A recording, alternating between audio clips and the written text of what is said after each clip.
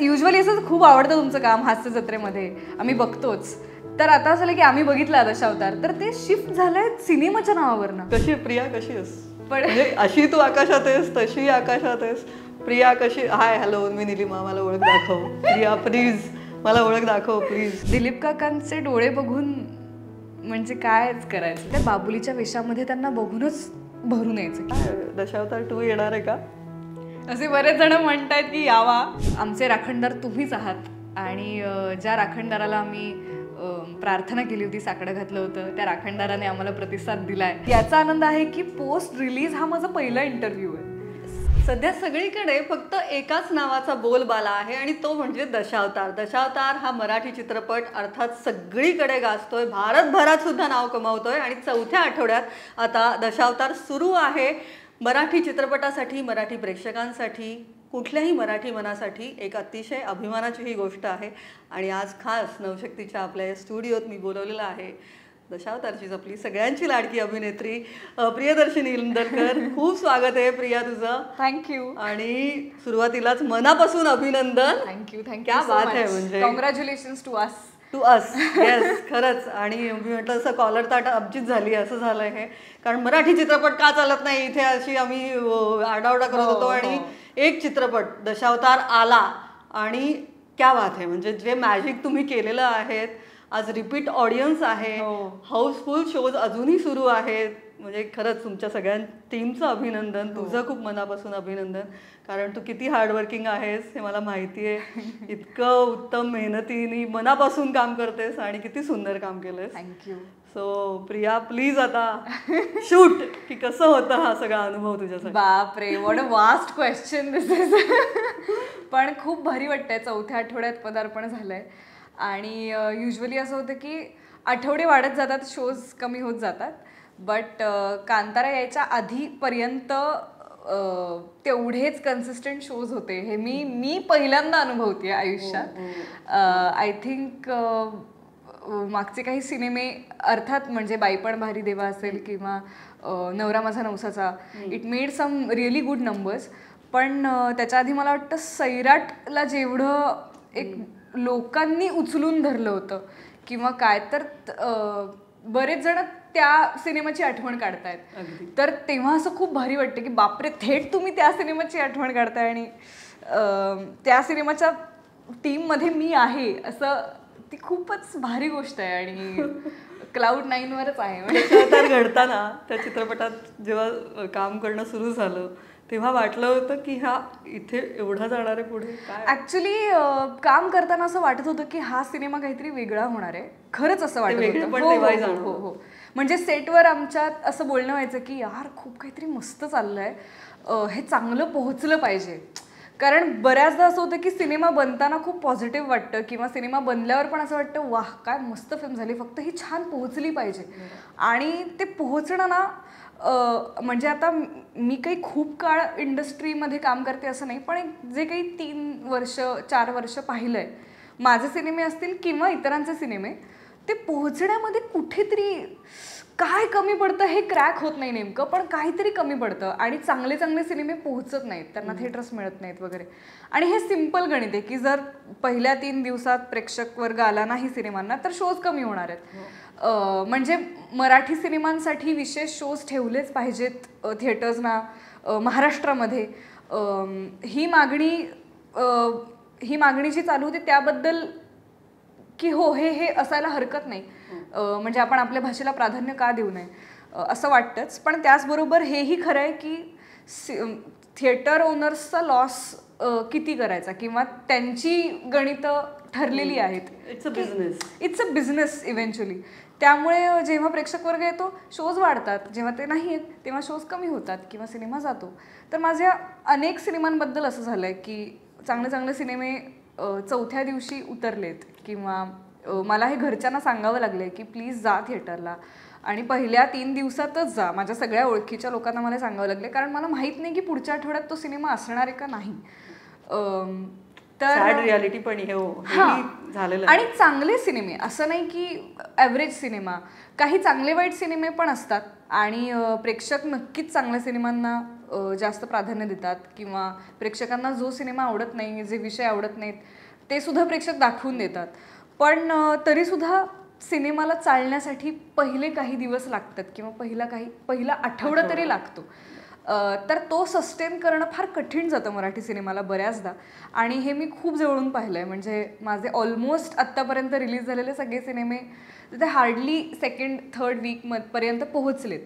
आणि जे पोहोचलेत त्यांचे शोज असे नव्हते की जे अचिवेबल आहेत. म्हणजे दुपारी 2:30चा शो आहे, मग फक्त ठाण्यालाच शो आहे, मग फक्त वाशीलाच शो आहे वगैरे. त्यामुळे बरेच सिनेमे बघितलेलेच गेले नाही आहेत प्रेक्षकांकडून. तर असं होतंय की पहिल्यांदा बरेच प्रेक्षक मला मोठ्या स्क्रीनवर पाहतायत. म्हणजे हा माझा तसं म्हणायला गेलं तर 5वा का 6वा सिनेमा आहे. पण बऱ्याच लोकांसाठी हा माझा पहिला सिनेमा आहे की फुलराणी याला माहिती होता लोकांना, पण तो पाहिला गेला नव्हता, OTTवर पाहिला गेला होता वगैरे. तर मला असेही मेसेजेस आले की वा मोठ्या स्क्रीनवरही तू वेगळी वाटतेस किंवा फ्रेश वाटतंय काहीतरी, किंवा तुला इथे बघून खूप छान वाटलं, तुला पहिल्यांदा मोठ्या स्क्रीनवर बघून छान वाटलं, असे अनेक प्रतिसाद होते. स्पेशल आहे दशावतार तुझ्यासाठी. तर त्यामुळे ही खूप स्पेशल फिलिंग होती. आणि माझ्या आईवडिलांसाठी खूप प्राऊड फिलिंग होतं. कारण की बाबा बऱ्याचदा मंडेला किंवा ट्यूजडेला थिएटरला गेलेत आणि 5च लोक आहेत, तर शो नाही होऊ शकत. म्हणून त्या सिनेमांचे शोज नाही झालेत किंवा कॅन्सल झालेत की नाही, मिनिमम 15 लोक तरी लागतील. आणि मग 13 लोक होती. आई गेली आहे आणि ती म्हणाली की मी गेले होते पण फक्त 9 जण होतो आम्ही, तर त्यांनी शो सुरू नाही केला. आणि ते छोट्या थिएटरला, सगळ्यात छोट्या थिएटरला. तर असे. आणि हे कुठे? हे पुण्यामध्ये, सिटी प्राईड सातारा माझ्या घराजवळचं थिएटर आहे. तिथे मी लहानपणापासून सिनेमे पाहिलेत. तर तिथे किंवा अजून बऱ्याच ठिकाणी असं झालं. दशावतारच्या बाबतीतही काही गावांमध्ये असं झालं की खूप लांब होतं थिएटर गावापासून, तर तिथे पोहोचणं सगळ्यांना फिजिबल नसतं आणि त्यामुळे कमी लोकच पोहोचले आणि त्यामुळे तिकडचा खेळ झाला नाही. कारण त्यांना थिएटर ओनर्सना पण ती कॉस्ट परवडली पाहिजे एक रन करणं सिनेमा. तर काही गावांमध्ये झालं नाही असं नाही, पण मॅक्सिमम ठिकाणी शोज भरत होते. तर हा अनुभव मी पहिल्यांदा कोकणात तर अनेक. म्हणजे सुबोधने हा किस्सा सांगितलाय की एक थिएटरचे तिकीट चेकर त्याला म्हणाले की जर हा असाच दिवाळीपर्यंत राहिला तर आमची दिवाळी चांगली जाईल. किंवा बंद पडलेले थिएटर्स पुन्हा तिकडे लोक यायला लागली, त्यांना एक पुनरुज्जीवन मिळालं त्या थिएटर्सना. तर एखाद्या सिनेमामुळे थिएटरला पुनरुज्जीवन मिळतंय ही खूप मोठी गोष्ट आहे. आणि म्हणजे this is a huge achievement. Cinema चालण्याच्या पलीकडची अचीवमेंट आहे ही. तर हे असं ऐकताना असं खूप भरून येतं आणि असं वाटतं काहीतरी योग्य केलंय या माणसांनी की इतका सिनेमा पोहोचतोय. तर बाबांचा मला फोन आला की मी आज परत जातोय सिनेमा पाहायला. तर ते पुण्याच्या प्रीमियरला येऊन गेले होते आणि पुढच्या सॅटर्डे संडेला ते परत गेले तिकीट काढून सिनेमा बघायला. आणि ते म्हणले की अरे आम्हाला कसं बसं तिकीट मिळालं वगैरे. आणि त्यांनी व्हिडिओ पाठवला की कसं सगळे भरलेलं आहे थिएटर. आणि त्या थिएटरची सगळ्यात मोठी स्क्रीन आहे, जवळजवळ 550-600च्या कॅपॅसिटीची, जी ऑलमोस्ट फुल होती. आणि तिथे म्हणजे मराठी सिनेमा फर्स्ट स्क्रीनला टिकत नाही, तो 3rd, 4th स्क्रीन्सला जातो जिथे छोटी कॅपॅसिटी असते. हे युज्युअल असं होतं. पण दशावतारला सगळीकडे मोठ्या स्क्रीन्स मिळत होत्या आणि त्या भरत होत्या. त्यामुळे थिएटर ओनर्स तर खूप खुश होते आमच्यावरती, मॅनेजर्स वगैरे, की आम्हाला तर दशावतारचे शोज लावायचे वगैरे.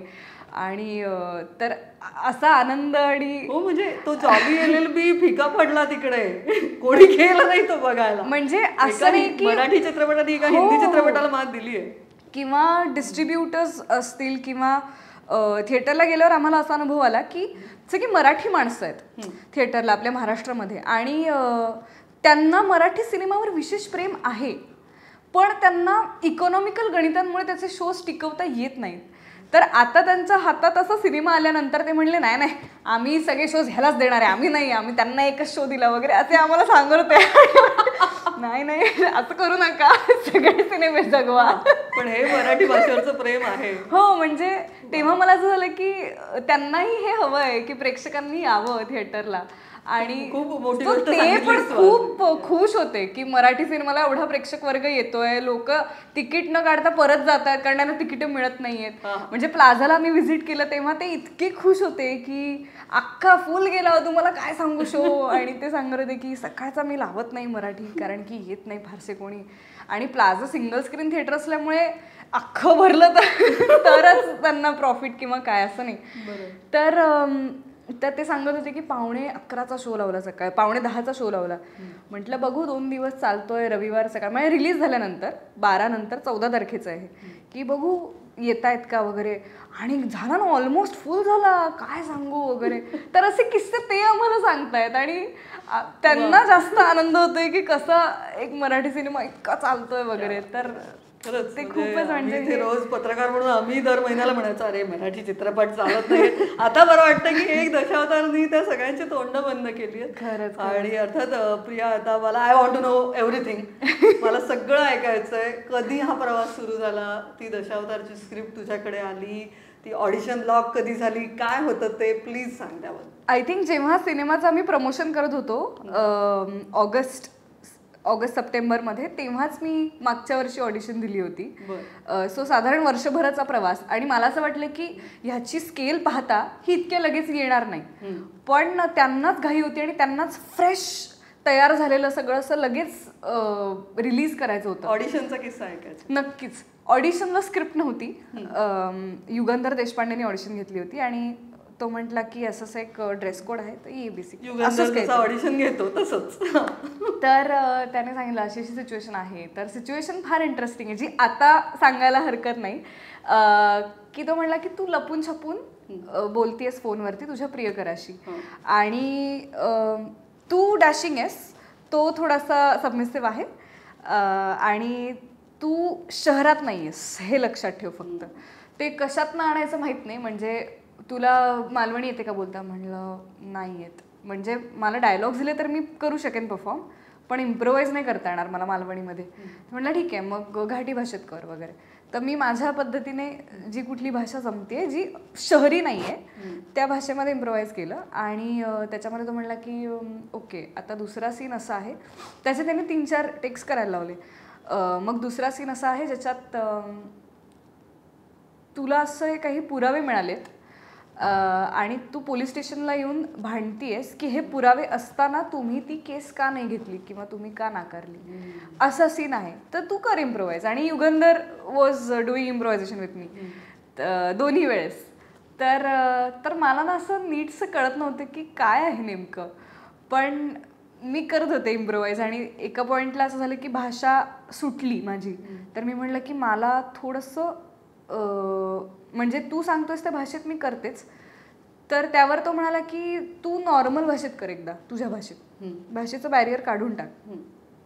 कारण की मी उगाच मालवणीचा प्रयत्न करत होते त्या सगळ्यात, कारण मला कळलं की त्याला ती भाषा हवी आहे. त्यामुळे तो म्हणला की सगळं सोडून दे, फक्त इमोट हो. इंटेन्सिटी काय आहे ते बघूया वगैरे.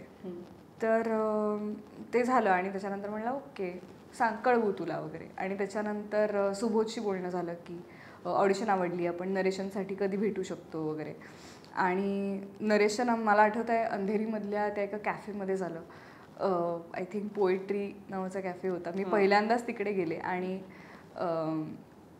मला हेही आठवत आहे की मी काय खाल्लं तिथे आणि काय दिवस लक्षात, म्हणजे ती फ्रेम मला अजूनही लक्षात आहे ती नरेशनची. कारण की आय वॉज मेस्मराइज्ड की मी कुठली गोष्ट ऐकते आणि हे काय घडतंय आणि किती इन्सेन आहे हे सगळं. पहिल्यांदा ऐकतानाच ते जाणवलं. आणि माझा कोकणाशी काही संबंध नव्हता, त्यामुळे मला सगळं जास्त नवीन होतं. आणि त्याच्यात ज्या पद्धतीने सुबोधने नरेशन दिलं ते इतकं सुंदर आणि डिटेल्ड आणि असं छान होतं की येस मी हे करतेय असं झालं. आणि एक खूप गोड गोष्ट तेव्हा घडली होती. मी ना काहीतरी तेव्हा माझी खूप धावपळ झाली होती आणि माझं जागरण झालं होतं. तर सकाळची मीटिंग होती आणि आय नीडेड टू वेकअप.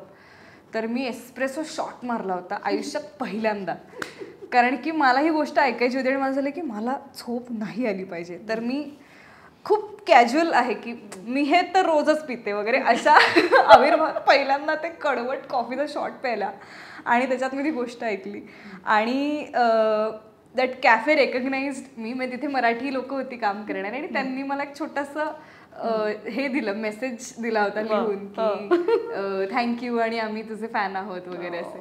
तर ती खूप गोड आठवण आहे जी दशावतारच्या नरेशन मीटिंगला झाली आणि तो दिवस सोन्यासारखा होता. छान छान खूपच छान दिवस होता.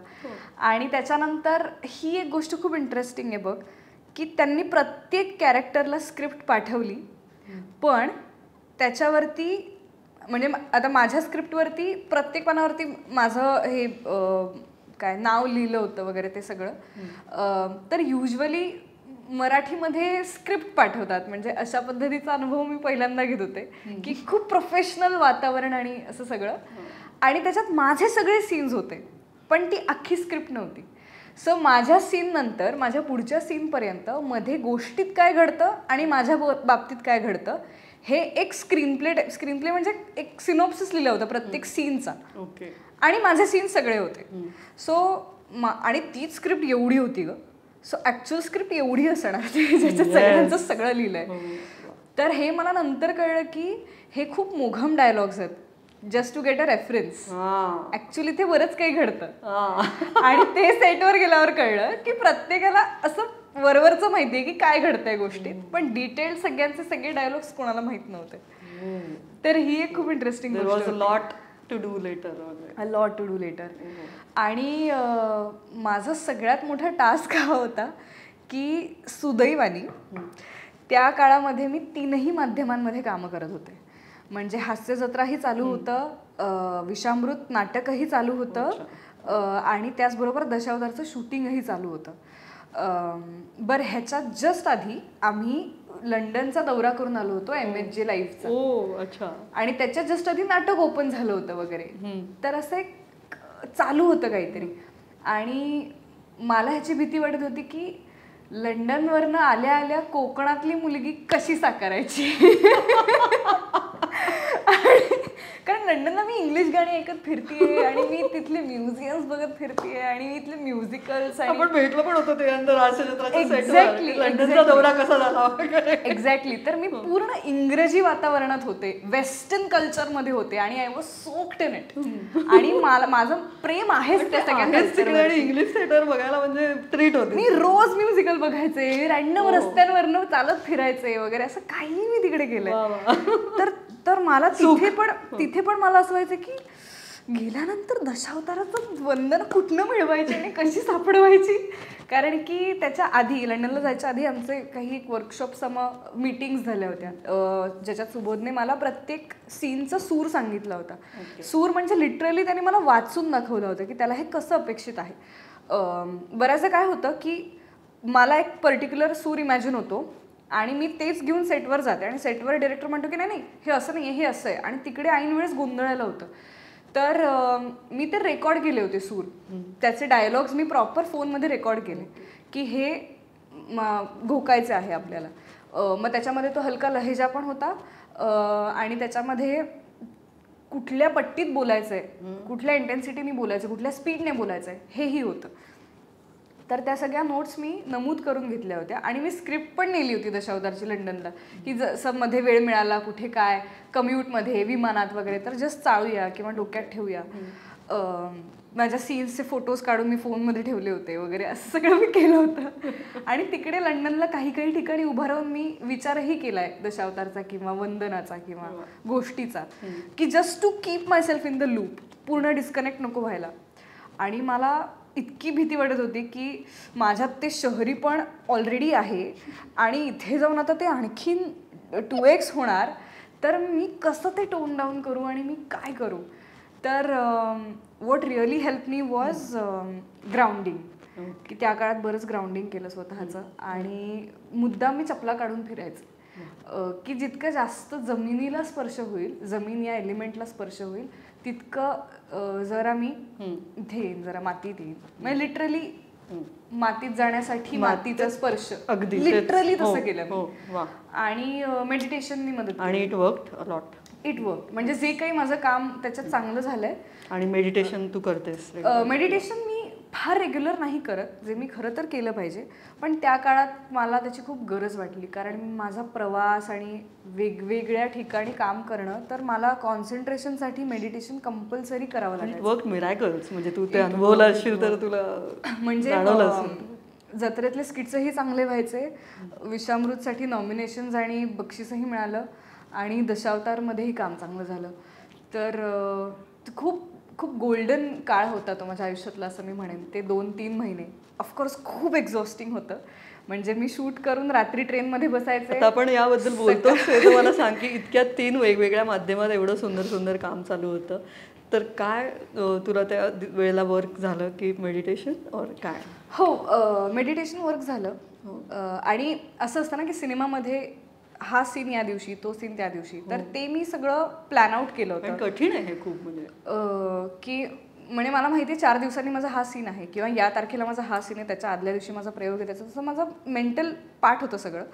त्यामुळे माझ्या डोक्यात ते चालू असायचं चक्र की आता पुढचा सीन हा आहे, त्याच्या आधी हे घडलंय, त्याच्या आधी ते घडलंय. तर जसा वेळ मिळायचा तसं काहीतरी अभ्यास सुरू असायचा. स्विच ऑन करणं पण प्रत्येक वेळी ॲब्सोल्युटली. म्हणजे फिल्मची ॲक्टिंग ही थिएटरमध्ये नाही आली पाहिजे. थिएटरमधला सूर तो वेगळा, थोडा अपवाला, एनर्जीवाला.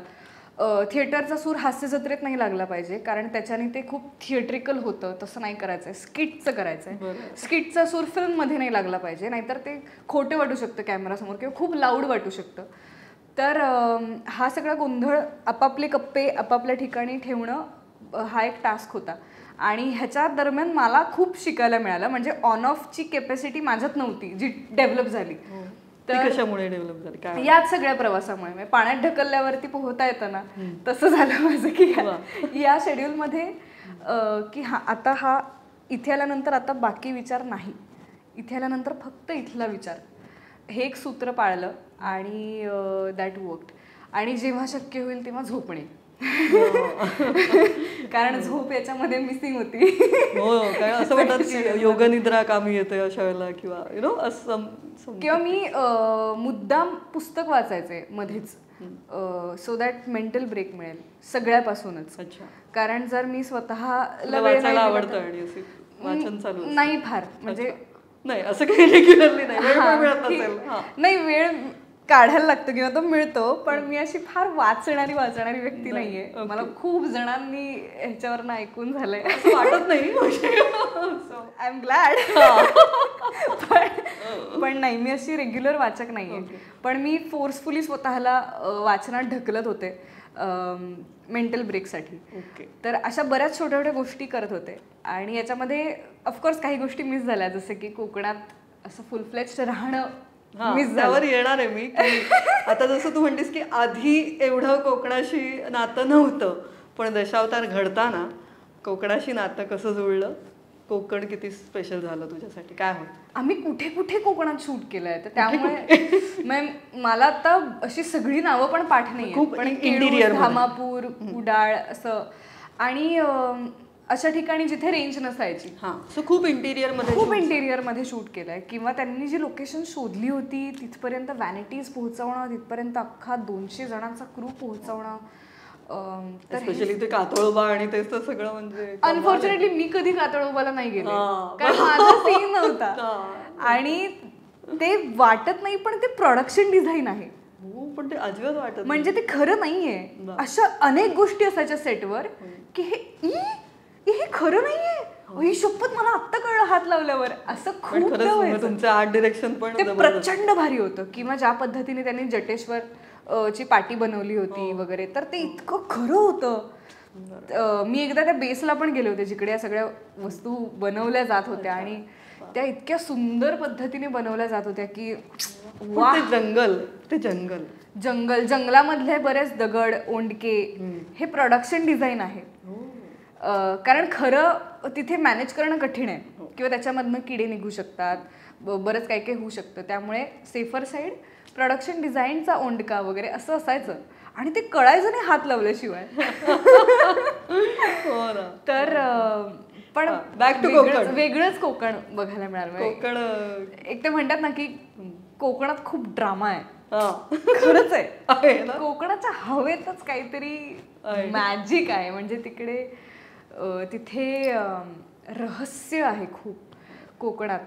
म्हणजे कोकण म्हटल्यावर पहिली गोष्ट मला रहस्य असं होतं की खूप काहीतरी गुपित आहे तिथे. म्हणून तिकडे भूताखेताच्या गोष्टी किंवा तिकडे मिस्टिरियस गोष्टी किंवा दंतकथा वगैरे ह्या सगळ्या कुठून, कारण त्या कोकणातच खूप रहस्य आहे आणि त्या रहस्यात जगण्याची गंमत आहे.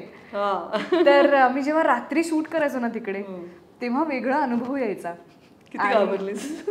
घाबरले नाही मी, कारण क्रू होता त्यामुळे घाबरले नाही. पण ते वातावरण असं खूप छान होतं आणि तिथे ना काही करावं लागायचं नाही. म्हणजे मी जे म्हणलं ना की मला प्रेशर, रात्री शूटिंगचा अनुभव खूप वेगळा होता. कसा होता? खूप, एकतर खूप शांत आणि त्याच्यात असंही व्हायचं की देवाचा रस्ता, देवाची जागा, ह्या सगळ्या गोष्टी पण तिथे होत्या. देवाची वाट, तिकडनं नाही यायचं, दुसरीकडनं यायचं वगैरे. आता ह्या गोष्टी मला नंतर कळाल्या, कारण की मी गाडीत झोपायचे, उठायचे, शूट करायचे, परत झोपायचे. त्यामुळे मला या गोष्टी हळूहळू कळाल्या. पण तिथे असा वेळ मिळाला की आता अजून 1 तासभर आहे शॉटला, ओके, तर मी अशी चक्कर मारायचे तिकडे. मग मंदिरांमध्ये जाऊन बसली आहे किंवा इकडे तिकडे फिरली आहे की काय आहे इथे, कशा पद्धतीचं वातावरण आहे. तर खूप छान आहे आणि खूप गोष्टी सांगणारं आहे तिथलं सगळंच. या जागेने खूप काही बघितलं आहे, खूप विटनेस केलं आहे असं जाणवतं बऱ्याच जागांमध्ये. तर अशा जागांमध्ये बसून राहिलं तरी सुद्धा एक काहीतरी फील होतं आपल्याला.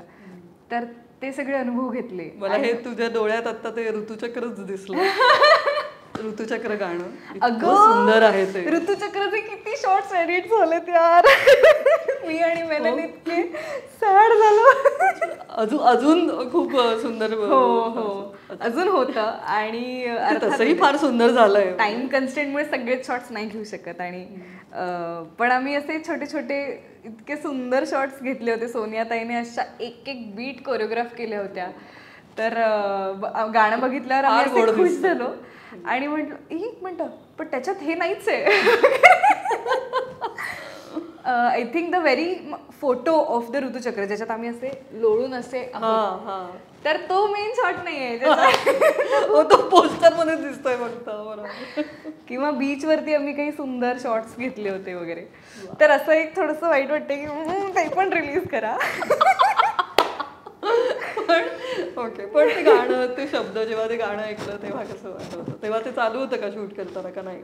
चालू होतं. येस. आणि त्याची एक तालीम झाली होती प्रॉपर. म्हणजे एक्सप्रेशन्सची तालीम मी पहिल्यांदा केली आहे एवढी. कारण सोनियाताईला ते एक्सप्रेशन्स जास्त महत्वाचे होते आणि ते डान्स बसवताना मला काहीतरी वंदना विशेष सापडली.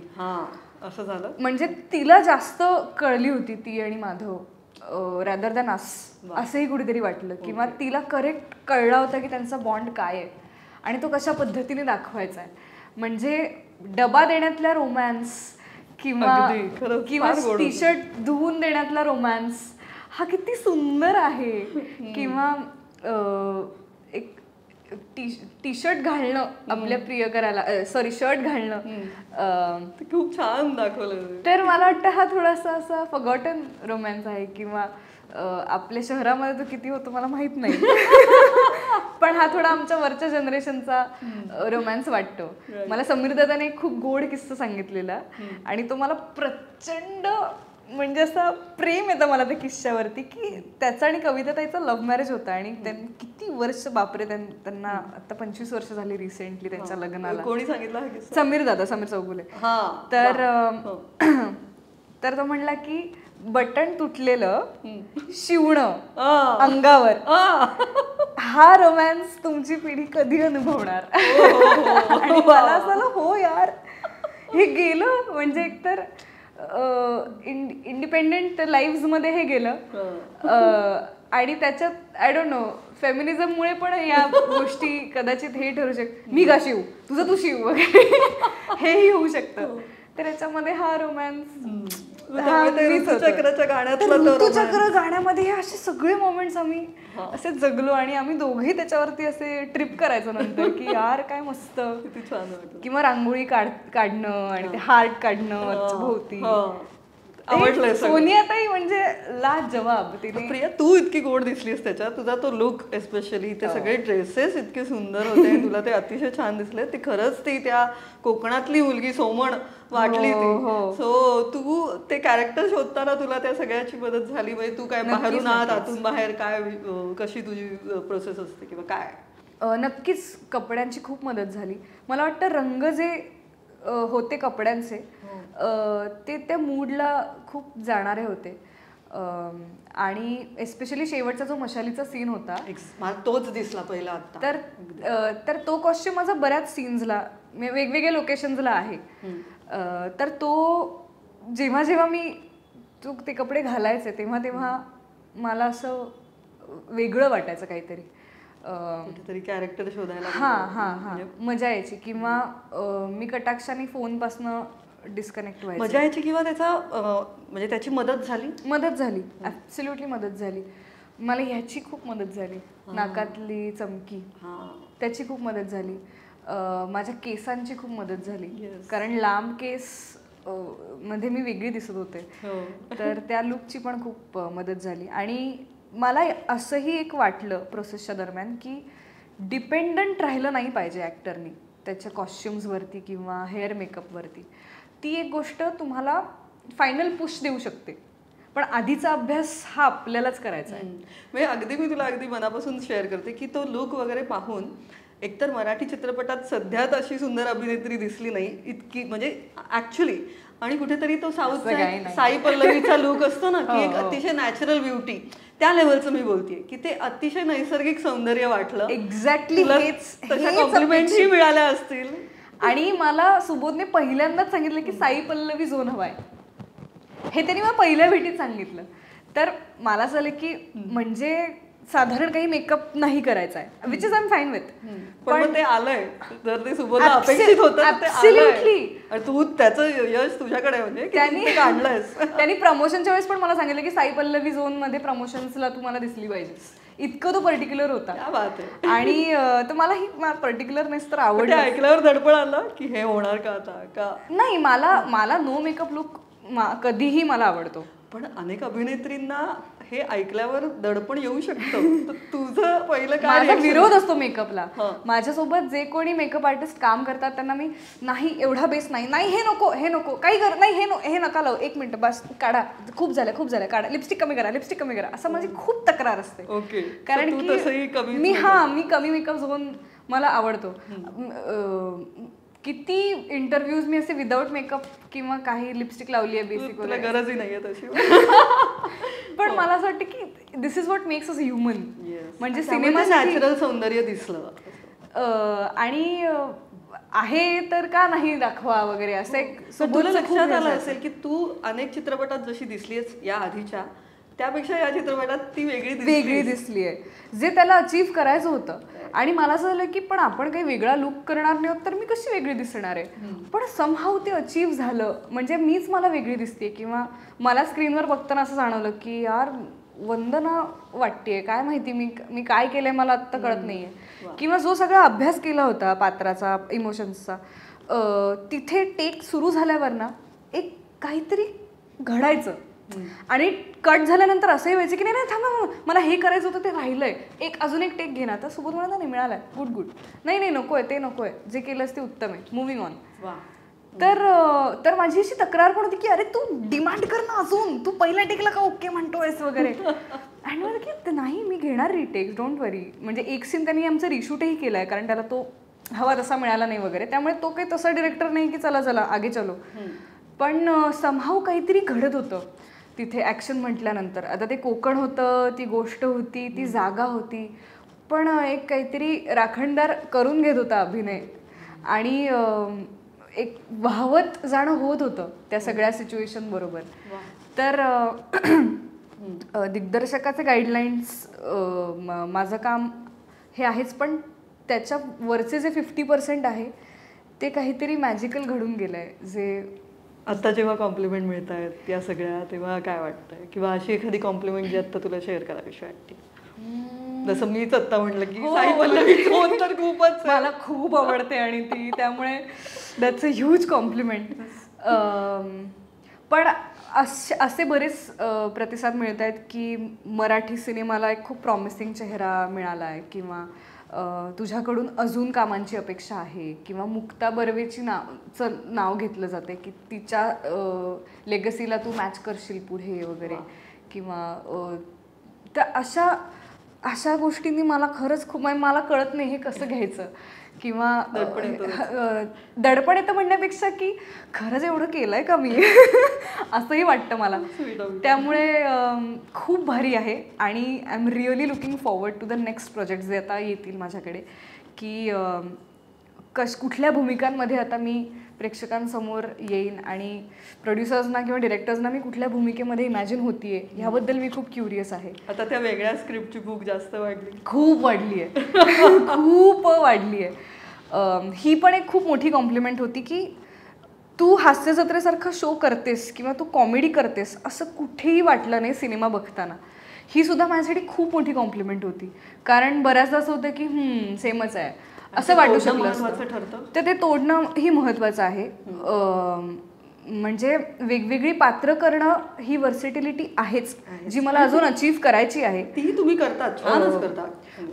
हास्यचित्रातले बरेच जण ते करतात, मी त्याच्यात खूप एस करते असं मी नाही म्हणणार, पण वेगवेगळी पात्र साकारण्याचा मी प्रयत्न करत असते. पण मला वाटतं वेगवेगळ्या माध्यमांमध्ये काम करता येणं ही पण एक प्रकारची वर्सिटॅलिटी आहे. तर तो कुठेतरी ते कॉमेडीचं लेबल दिलं जातं, कुठेतरी ते स्टिरियोटाईप होईल की नाही अशी भीती वाटते, तर त्यामुळे ते तोडणं महत्वाचं होतं तुला. अर्थात तू या आधी वेगळ्या सिनेमात तसं काम केलंयस, पण ते तोडणं तुझ्यासाठी महत्वाचं आहे. ते महत्वाचं आहे, नक्कीच महत्वाचं आहे. आणि दशावतारची याला मदत झाली, अगदीच मदत झाली. म्हणजे आय एम एक्स्ट्रीमली प्राऊड की जेव्हा हास्य जत्रेमुळे मला ओळखलं जातं. पण आत्ता रिसेंटली जेव्हा कोणी भेटतो फॅन, तर ते पहिलं असं म्हणतात की दशावतार बघितला किंवा खूप आवडला तुमचं काम दशावतारमध्ये. तर युजली असं खूप आवडतं तुमचं काम हास्य जत्रेमध्ये, आम्ही बघतोच. तर आता असं की आम्ही बघितला दशावतार, तर ते शिफ्ट झालंय सिनेमाच्या नावावरनं. आणि एखाद्या टेलिव्हिजन शोमधनं प्रसिद्धी मिळणं हे कम्पॅरेटिव्हली इझी आहे एखाद्या सिनेमामधनं प्रसिद्धी मिळण्यापेक्षा, असं मला वाटतं. कारण सगळेच सिनेमे एवढे गाजतात असं नाही. आणि आत्ताच्या कॉन्टेंट एक्स्ट्रा आणि एक्स्ट्रीम कॉन्टेंटमुळे असंही झालं आहे की पटकन विसरायला पण होतं, किंवा सगळंच काही नोटीस होतं असं नाही. त्याच्यामध्ये एका सिनेमामुळे ओळखलं जाणं ही खूप मोठी गोष्ट वाटते मला, जी आत्ता माझ्या वाट्याला येते. म्हणजे ते क्लिकबेट्सच्या पण बातम्या ज्या येतात, काहीतरी स्काय डायव्हिंगची बातमी आली होती, तर दशावतार फेम प्रियदर्शिनी इंदलकरने मारली आकाशातून उडी वगैरे असे. तर तेव्हा मी 2 सेकंड शॉक झाले की आई शपथ असं कसं. नंतर बातमीमध्ये अर्थात सगळ्या कामांची नोंद होती. आणि अगेन दोन्ही कामं माझ्यासाठी तितकीच खास आहेत. कशी प्रिया कशी आहेस? पण अशी तू आकाशात आहेस, तशी आकाशात आहेस. प्रिया कशी, हाय हॅलो मी निलिमा, मला ओळख दाखव. प्रिया प्लीज मला ओळख दाखव प्लीज. जमिनीवरच आहे मी. नाही तू छान जमिनीवर आहेस, ग्राउंडिंग तुला नेहमीच हेल्प करत राहील. आणि पण असं अगदीच असं वाटते की आई शपथ आपण कोण होते यार, आपली फिल्म केवढे पैसे कमवतीये. पण असे म्हणजे ते क्षण तिथेच छान अनुभवावे आणि तिथेच सोडून द्यावे आणि तिकडनं पुढे निघावं. आता त्या दशावतारच्या अभिनेत्रींनी जी आकाशात उडी मारली त्याबद्दल सांगत आम्हाला. कसा होता तो स्काय डायव्हिंगचा एक्सपिरियन्स? आणि पहिल्यांदा गेलंस का? पहिल्यांदा गेलं आणि मला काहीच भीती नाही वाटली ग.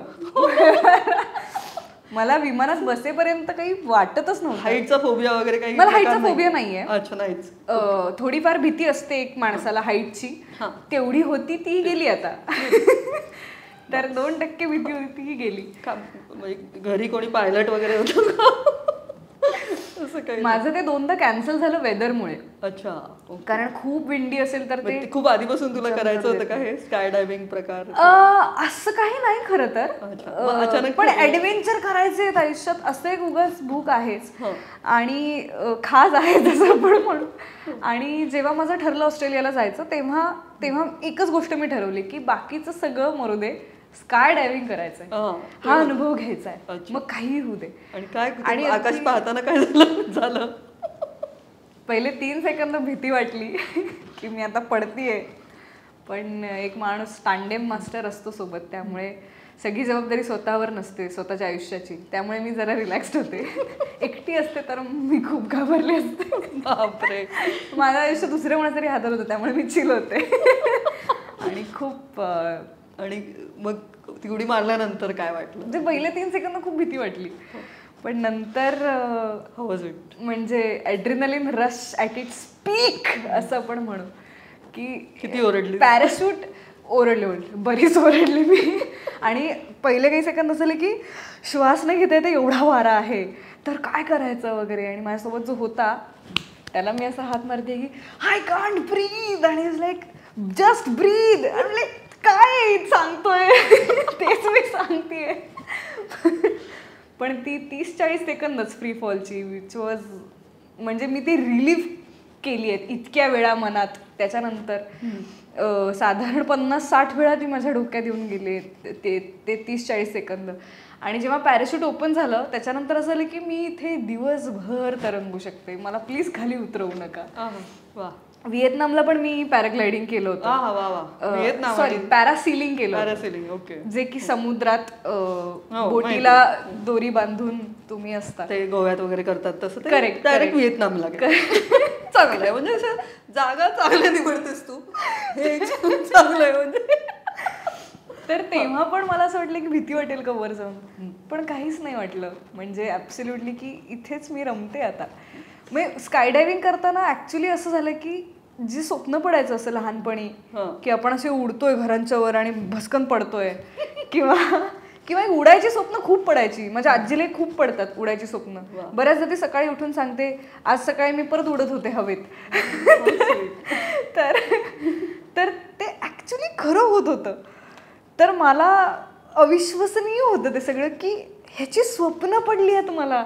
म्हणजे असं नाही की ह्याची स्वप्न बघितली आहेत, ह्याची स्वप्न पडली आहेत आणि हे खरं घडतंय. तर अनबिलिव्हेबल होतं ते. तुझ्या चेहऱ्यावरच ते एक्साइटमेंट आणि ते सगळं दिसतंय, तर किती अमेझिंग असेल. खूपच खूप. प्रत्येकाने हे करावं आयुष्यात, आणि ज्यांना भीती वाटते त्यांनी तर डेफिनेटली करावं. ते काय ज्यांना बनारी घ्यायची सवय आहे ना त्यांनी ते जास्त सोपं जातं. तसं तुझं झालंय. वेगवेगळ्या बनारी तू घेत राहा आणि इथे येऊन शेअर करत राहा. नक्कीच. आता स्कुबा डायव्हिंग नंतर पुन्हा भेटूया. तेच, पण तू जागा नक्की चांगली निवडशील ना.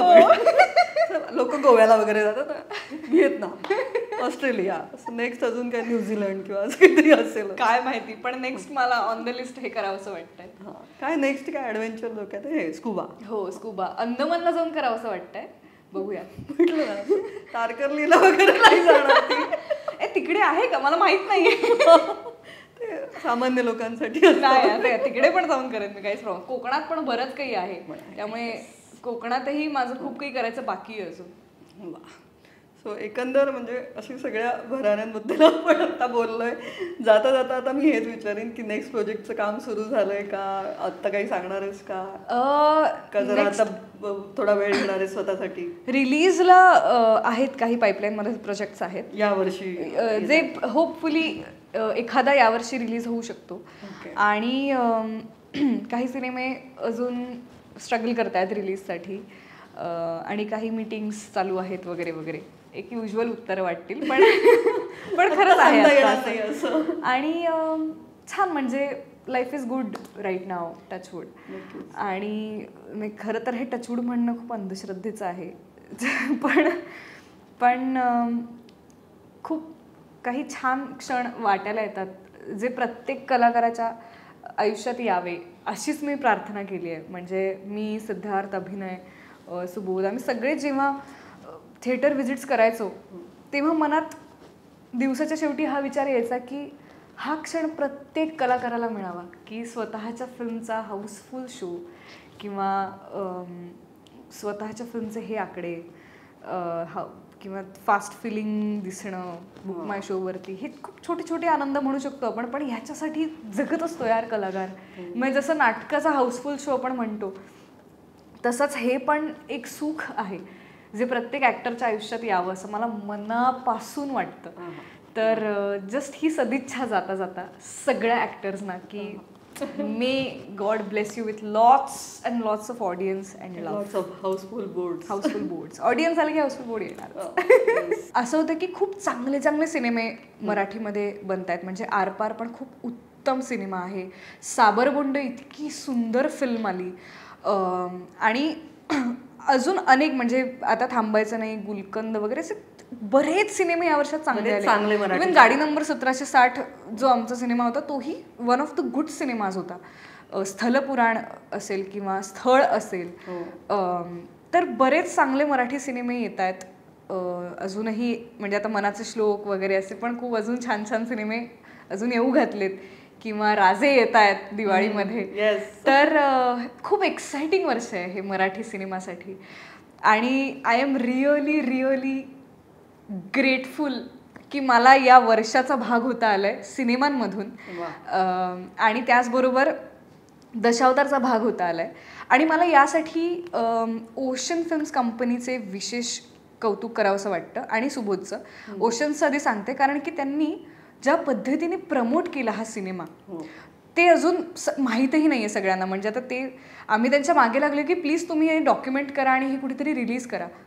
की त्यांनी लिटरली कोकणासाठी ज्या बसेस सुटतात गणपतीमध्ये, ज्या रेल्वे सुटतात तिथे जाऊन दशावतारच्या आरतीचं पुस्तक वगैरे वाटली आहे तशी, किंवा पोस्टर जाऊन दाखवलंय, वाटलंय की कोकणातल्या लोकांपर्यंत हा सिनेमा जास्तीत जास्त पोहोचवणं, किंवा मुंबईत, पुण्यात, महाराष्ट्रात हा सिनेमा जास्तीत जास्त पोहोचवण्यासाठी त्यांनी प्रचंड कष्ट घेतलेत. आणि ह्याच्यासाठी ना मोर दॅन मनी, थिंकिंग आणि एनर्जी इज रिक्वायर्ड. तर मला खरंच असं वाटतं की मराठी सिनेमांना प्रमोट करण्यासाठी थोडे वेगळे नुसखे वापरायची गरज आहे का, किंवा या निमित्ताने आपण प्रमोशन हा सेगमेंट नव्याने एक्सप्लोर करू शकतो का. कारण प्रेस इंटरव्ह्यूज, रिझल्ट आपण पाहतोय. कारण मी आमच्या प्रोसेसमध्ये हेच विचारत होते की सुजय असेल, सुजय हांडे, ओमकार काटे जे ओशनशी अजून 2 डोकी आहेत, तर ओमकारला मी सतत हे विचारायचे की काय आहे जे तुम्ही क्रॅक केलं. कारण मी एवढे सिनेमे बघते, फॉर्म्युले असतात की इथे इथे जायचं, इथे इथे बोलायचं, हे करायचं, ते करायचं. ग्राउंड इव्हेंट सगळे सिनेमे करतात, किंवा प्रेस इंटरव्ह्यूज असतील, पॉडकास्ट असतील, हेही सगळे सिनेमे करतात. मग तुम्ही असं काय नेमकं अचीव्ह केलं आणि क्रॅक केलं की ज्याच्याने दशावतार इतकं पोहोचला की पहिल्या दिवशी एवढा प्रेक्षक वर्ग सिनेमा थिएटरला येऊ शकला. ह्या मागचं कारण काय. तर एक तर ट्रेलर खूप प्रॉमिसिंग होता, हे झालंच. त्याच्यामुळे डिस्ट्रीब्युटर्सनी पण आम्हाला जास्तीत जास्त शोजसाठी अप्रोच केलं. आणि अर्थात झीची टीम होतीच, त्यामुळे शोज खूप मिळाले. पण त्याचबरोबर हे एक काहीतरी प्रमोशनचं गणित त्यांना सापडलंय. 15 वर्ष त्यांनी कोकणात पोस्टर्स वाटली आणि हे म्हणजे हे खूप ग्राउंड लेवलला जाऊन करण्यासारखं काम आहे. आणि त्याच्यासाठी ओशनची संपूर्ण टीम किती महिने झटते, अजूनही झटते. मग मर्चंडाईजपासून ते आरतीची पुस्तकं, ती रील कॉम्पिटिशन घेणे, त्याचं बक्षीस वाटप करणे, त्याच्यासाठी त्यांना गुडीज देणे, किंवा प्रत्येक कलाकाराला एक विशेष गुडीज देणे, किंवा वेगळ्या पद्धतीने प्रीमियर शो करणे, वेगळ्या पद्धतीने ट्रेलर लॉन्च करणे. ट्रेलर लॉन्चच्या इकडे इफ यू रिमेंबर एक म्युझियम टाईप्स केलं होतं त्यांनी. बाबुली मेस्त्रीचा पुतळा, त्या जटेश्वरचा एक सेट प्रोटोटाईप, तेव्हा त्यांचे कॉस्ट्युम्स यमाचे किंवा भीष्माचे कॉस्ट्युम्स जे महत्वाचे आहेत सिनेमातले वगैरे, असं सगळं त्यांनी तिकडे. तर इट वॉज, किंवा खाली प्रोजेक्शन होतं कातळोबाचं आणि ज्याच्यावरती कातळोबाच्या वेगवेगळ्या पार्ट्सची माहिती लिहिली होती आणि ते कंटिन्युअसली प्रोजेक्ट होत होतं जसे की ते जमिनीवर आहे. तर ह्या अशा वेगवेगळ्या इनोव्हेटिव्ह आयडियाज बघून ना मी खूप इन्स्पायर झाले आणि मला खूप छान वाटलं, खूप फ्रेश वाटलं. तर याबद्दल मला ओशनचं विशेष कौतुक करायचं आहे. आणि सुबोधचं यासाठी कारण की ही हॅड अ व्हिजन.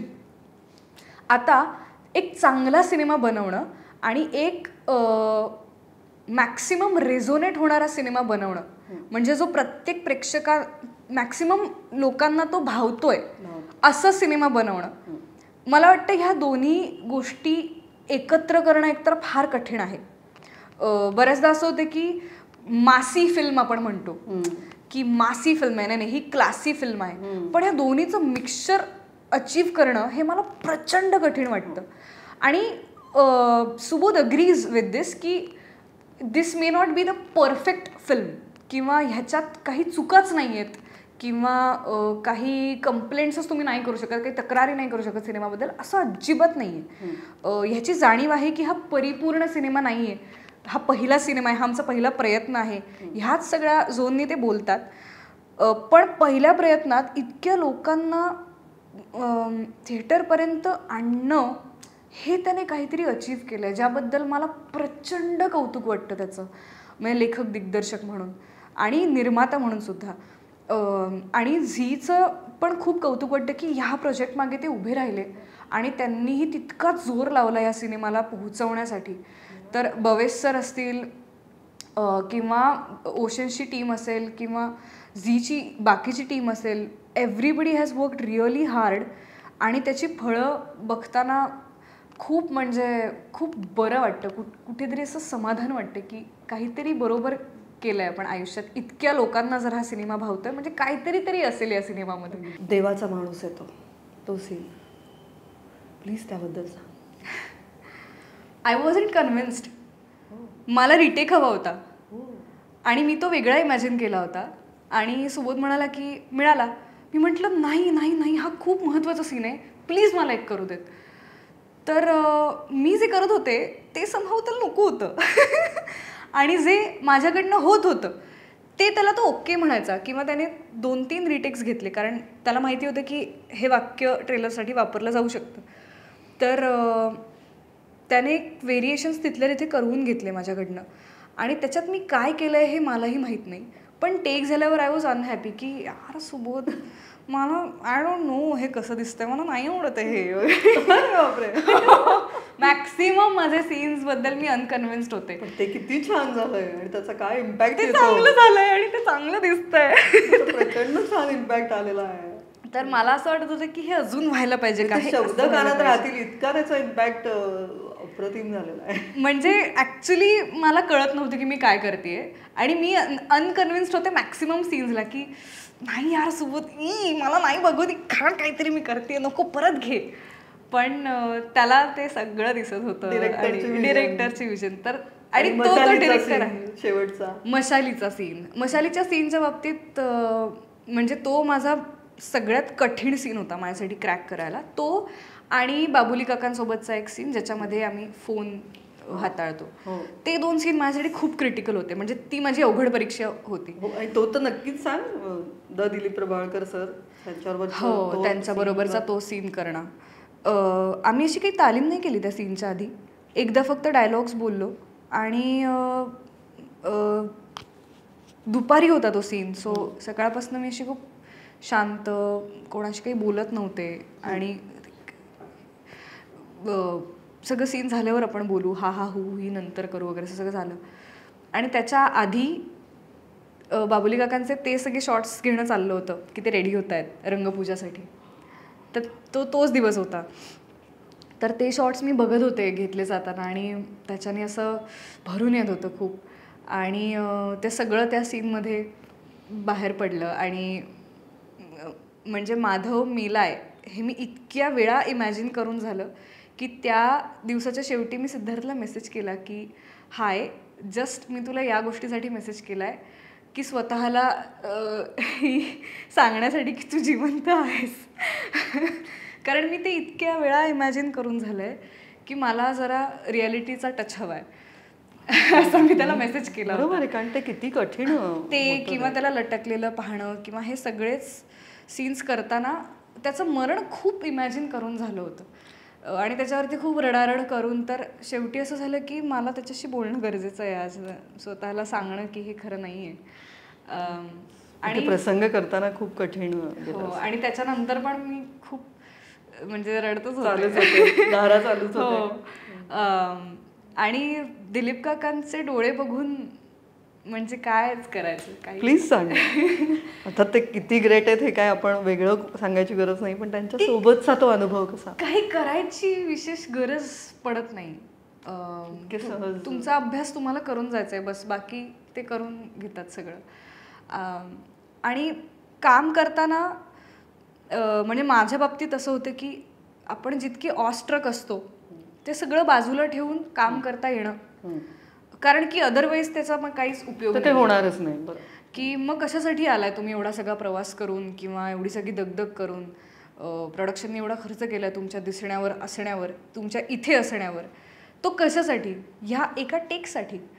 तर त्याच्यात जर आपण 100% नाही देऊ शकलो तर मग काय उपयोग आहे या सगळ्याचा. तर तेव्हा ना सगळं मांस जे चिकटलेलं असतं एक्स्ट्राचं सगळं गळून पडतं. आपण ठपकरनं जमिनीवर येतो आणि we go back to the basic, की आत्ता फक्त एवढंच दिसतंय, एवढं करूया. आणि दिलीप काकांचे डोळेच असे आहेत किंवा ते त्या बाबुलीच्या वेशामध्ये त्यांना बघूनच भरून यायचं की काका तुम्हाला असं नाही बघवत आहे, किंवा त्यांचा तो मेकअप आहे ना लागल्याचा ते बघून मला असं हलायला झालं की प्लीज असे नका येऊ समोर. हे नाही सहन होते की दिलीप प्रभावळकरांना असं नाही बघू शकत. आणि स्पेशली तू नंतर त्यांना भेटतेस त्या 10 दिवसांनी, तो वाला सीन. करेक्ट तेव्हा. आणि मशालीच्या सीनबद्दल सांगायचं तर तो खूप प्रीची होण्याची शक्यता होती, जो काही जणांना वाटलाही आहे सिनेमामध्ये, काही जणांना खूप इम्पॅक्टफुल वाटलाय. पण all I can say is की मी माझं 100% कन्व्हिक्शन तिकडे टाकलं होतं. ते स्टेटमेंट होतं, आपली माती आपण लढायचंय, आपण वाचवायची. सो ते कुठेतरी म्हणजे ते फक्त त्या अभिनय नव्हता, त्याच्या पलीकडे एक स्टेटमेंट होतं, त्या अख्ख्या सिनेमाचा एक कुठेतरी संदेश होता. त्यामुळे कसं वाटलं ते. आणि ती खूप जबाबदारी होती. म्हणजे तो सीन जर असा फुस झाला असता तर एवढा इम्पॅक्ट खाली आला असता. तर ती खूप जबाबदारी होती आणि त्यामुळे मी सतत रिहर्स करत होते ती वाक्य वगैरे वगैरे वगैरे वगैरे चालू होतं. आणि मला तेव्हा करताना रिअलाईज नाही झालं, पण नंतर कोणाच तरी रिप्लाय का मेसेज असा आला की वाव, तू एका फ्रेममध्ये ज्याच्यात महेश मांजरेकर आहेत, विजय केंकरे आहेत, दिलीप प्रभावळकर आहेत आणि त्याच्यात ते बोलत नाहीये, तू बोलतीयस, तू परफॉर्म करतेयस त्यांच्या समोर, त्यांच्या उपस्थितीत. तर मी म्हटलं की वाव, हे करताना नाही जाणवलं, आत्ता बघताना खूप भारी वाटतंय. आणि म्हणजे केंकरे सर त्यांचं तेव्हा मी नाटक करत होते, तर ते फ्रेश डिरेक्टर होते माझे. तर मी त्यांना त्यांना जोडायचं होतं. तर ते उगाच मला चिडवायचे की नटी राग काढते दिग्दर्शकाचा वगैरे. केंकरे सर खूप चिडवायचे. आणि त्याच्यात ना म्हणजे मी त्या जिथे आपली खाण जिथे आहे तिकडे असं तो मोठा शॉट आहे की मी त्यांना ओढत घेऊन येते वगैरे आणि ढकलतेय आणि अशी खेचतीये. तर त्याच्यात ना केंकरे सरांचे शूज स्लिपरी होते, तर त्या सगळ्या ह्याच्यातनं येणं त्याच्यात ते घसरत होते. तर मला ही भीती होती की सर पडायला नकोत. आणि ते पडले तरी टेकवरती ते चालणार होतं की कसा सरमळकर पडत चाललाय वगैरे, पण सरांना लागलं असतं. तर मी सरांना म्हणलं, सर तुम्ही तुमच्या पद्धतीने करा, मी फक्त पकडणार आहे तुमच्या शर्टला, मी काही खेचणार नाही तुम्हाला. की हो काय प्रॉब्लेम नाही. तर ना ते पडायला लागल्यावर मी कधी कधी घट्ट धरलाय शर्ट, ते सटकतात असं कळल्यानंतर, आणि वाचवलंय त्यांना.